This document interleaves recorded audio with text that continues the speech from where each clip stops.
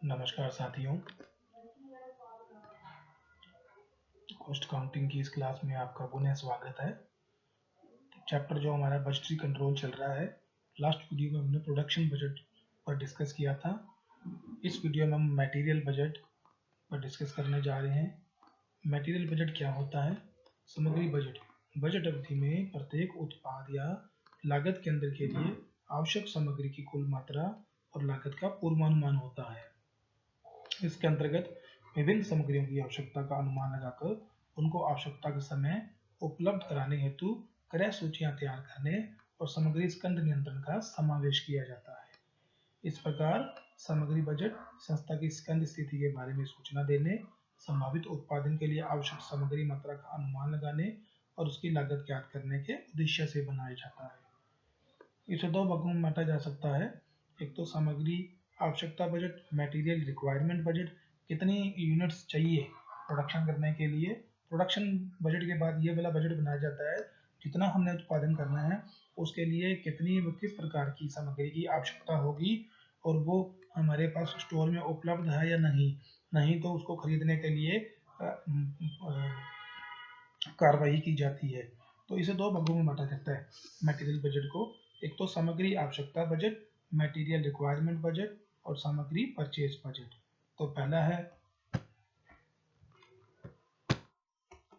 Material requirement budget, सामग्री आवश्यकता budget. यह बजट अवधि में प्रत्येक उत्पाद या लागत केंद्र के लिए आवश्यक सामग्री की कुल मात्रा को दर्शाता है।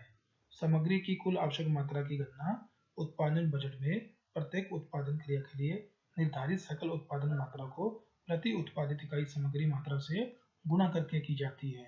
मतलब किस उत्पाद की कितनी यूनिट बनानी है और उसको बनाने के लिए कितने यूनिट में कच्चे रॉ मटेरियल की चाहिए, तो उसके लिए मटेरियल रिक्वायरमेंट बजट बनाया जाता है।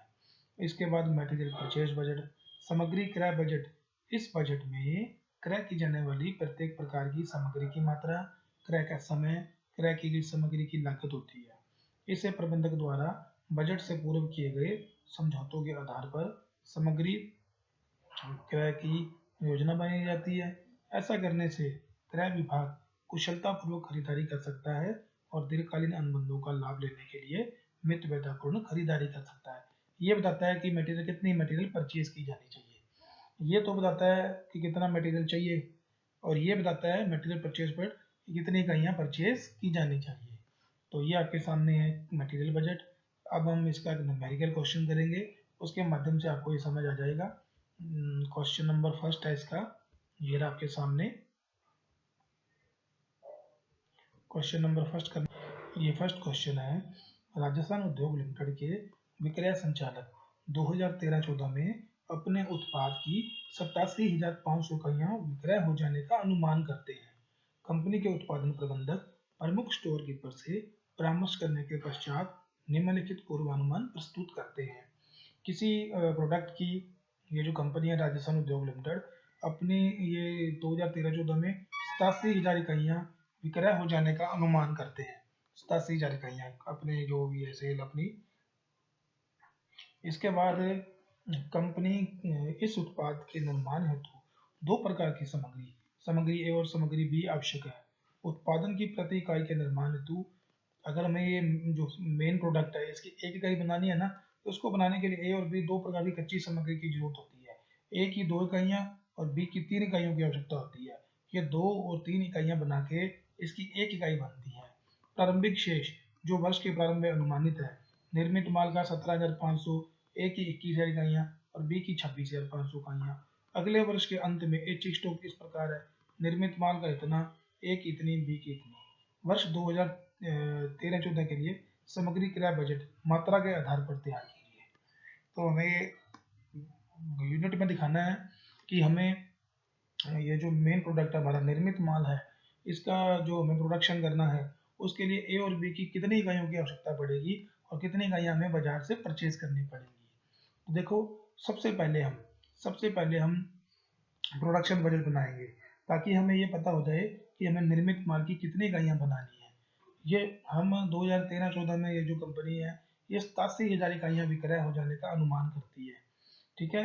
और प्रारंभिक शेष, इसके पास साल के शुरू में निर्मित माल की ओपनिंग स्टॉक है 17,500 इकाइयाँ, और अंत में है निर्मित माल की 24,500 इकाइयाँ। तो पहले तो हमें ये पता लगाना है कि निर्मित माल का कितना प्रोडक्शन करना पड़ेगा, और उस प्रोडक्शन को करने के लिए ए और बी सामग्री चाहिए होगी, तो वो कितनी कितनी क्रय की जानी चाहिए। तो ये देखिए आपके सामने इसका सॉल्यूशन है।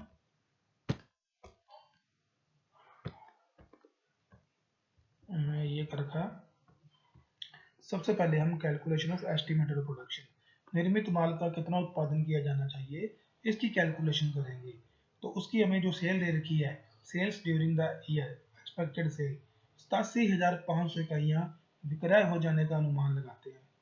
और वर्ष के अंत में निर्मित माल की क्लोजिंग स्टॉक कितना चाहिए हमें, 24,500, यानी कि हमारे पास कुल 1,12,000 इकाइयाँ स्टोर में होनी चाहिए प्रोडक्शन के बाद। 87,500 तो सेल का अनुमान लगा रहे हैं, इतनी बिक जाएंगी, इतना लास्ट के अंत में क्लोजिंग स्टॉक होना चाहिए, यानी कि कुल 1,12,000 इकाइयाँ होनी चाहिए हमारे पास। और साल के शुरू में निर्मित माल का ओपनिंग स्टॉक दिया हुआ 17,500, ये इकाइयाँ हमारे पास पड़ी है। इसका मतलब ये वाली इकाइयाँ हमें बनानी पड़ेंगी, ये राजस्थान उद्योग लिमिटेड को ये इकाइयाँ बनानी पड़ेंगी। तो ये एस्टिमेटेड प्रोडक्शन आ गया हमारा जो हमें करना है। ठीक है। इस प्रोडक्शन को करने के लिए दो तरह की सामग्री चाहिए होती है, ए और बी।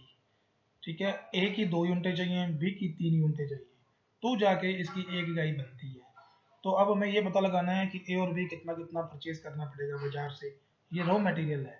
तो वही बात सबसे पहले हम यहाँ लिखेंगे। अब हम परचेज बजट बनाएंगे, परचेज बजट फॉर राजस्थान उद्योग लिमिटेड, जो भी है ये फॉर द ईयर 2013-14। ए और बी दो तरह की कच्ची सामग्री चाहिए, इसको खरीदा जाना है ना। तो कंजम्पशन ड्यूरिंग द ईयर 94,500 इकाइयाँ बनानी है। इसको बनाने में एक ही लगती है, एक इकाई में 2 इकाइयाँ। निर्मित माल की एक इकाई को बनाने में ए प्रोडक्ट की 2 इकाइयाँ लगती है। तो निर्मित माल की 94,500 इकाइयाँ बनाने में ए क्या यूज होएगा, 1,89,000 इकाइयाँ, और बी का यूज होगा 2,83,500 इकाइयाँ। ये तो यूज हो जाएंगी, इतना इतना हम इनका क्लोजिंग स्टॉक चाहते हैं, ये तो यूज हो जाए और इतनी बच जाए हमारे पास लास्ट में। तो टोटल कितनी होनी चाहिए हमारे पास, ये क्वेश्चन में दिया गया दोनों का क्लोजिंग स्टॉक। फार्मूला वही है, फार्मूला वही है प्रोडक्शन बजट वाला, sale plus closing stock minus opening stock. तो यहाँ पे सेल की जगह क्या आ जाएगा, कंजम्पशन आ जाएगा। तो दोनों का ये क्लोजिंग स्टॉक भी दिया हुआ है, जोड़ दिया हमने इनमें से, और ओपनिंग स्टॉक भी दिया हुआ है एक्सपेक्टेड, ये कच्ची सामग्री का ए और बी का, तो ये लेस कर दिया। तो इसका मतलब ये जो यूनिटें हैं ये हमें बाजार से परचेज करनी पड़ेगी, यही पूछा है हमसे क्वेश्चन में। तो दोबारा से समझ लीजिए, एक बार दोबारा से समझ लेते हैं। निर्मित माल की 87,500 इकाइयाँ विक्रय हो जाने का अनुमान किया जाता है, और इसका क्लोजिंग स्टॉक चाहते हैं साल के एंड में, तो इतनी इकाइयाँ तो बाजार में बिक जाएं, इतना लास्ट में क्लोजिंग स्टॉक पड़ा रहे। तो कुल हमारे पास निर्मित माल की 1,12,000 इकाइयाँ होनी चाहिए आफ्टर प्रोडक्शन, और साल के शुरू में हमारे पास है 17,500। तो इसका मतलब ये वाली इकाइयाँ हमें बनानी पड़ेंगी, ये इकाइयाँ हमें क्या करनी पड़ेंगी, बनानी पड़ेंगी, प्रोडक्शन करना पड़ेगा। फार्मूला वही है प्रोडक्शन का, sale plus closing stock minus opening stock. अब ये बनाने के लिए ए और बी दो प्रकार की कच्ची सामग्री की आवश्यकता पड़ती है। इसकी एक इकाई बनाने में, निर्मित माल की एक इकाई बनाने में ए की 2 इकाइयाँ चाहिए और बी की 3 इकाइयाँ चाहिए। तो 94,500 बनाने में ए की तो 189 यूज हो जाएंगी, और इसकी 283,500 यूज हो जाएंगी, और इतनी हम चाहते हैं कि साल के एंड में पड़ी रहे। क्लोजिंग स्टॉक जोड़ दिया इसमें, तो इसका मतलब ए की हमारे पास कुल कितनी इकाइयाँ आनी चाहिए, 2,11,750, और बी की होनी चाहिए 3,11,500, जिसमें से इतनी इतनी 2,11,000 तभी तो हम इतनी बना पाएंगे, और इतनी बच जाएंगी। और साल के शुरू में हमारे पास ए की इकाइयाँ पड़ी हैं 21,000, तो इसका मतलब ये वाली कहाँ से आएंगी, ये हमें बाजार से परचेज करनी पड़ेगी, यही तो पूछा है, यूनिट टू बी परचेज, इसी तरह से बी का किया है। तो अब इसको खुद आप करके देखें। अब ये प्रोडक्शन बजट भी हो गया आपका, मटेरियल बजट भी हो गया, मटेरियल परचेज बजट भी हो गया। अब हम नेक्स्ट वीडियो में कैश या फ्लेक्सिबल बजट करेंगे। इसका एक ही एग्जांपल है, एक ही क्वेश्चन है, आप खुद एग्जांपल को करके देखें, आशा है आपको जरूर समझ आएगा।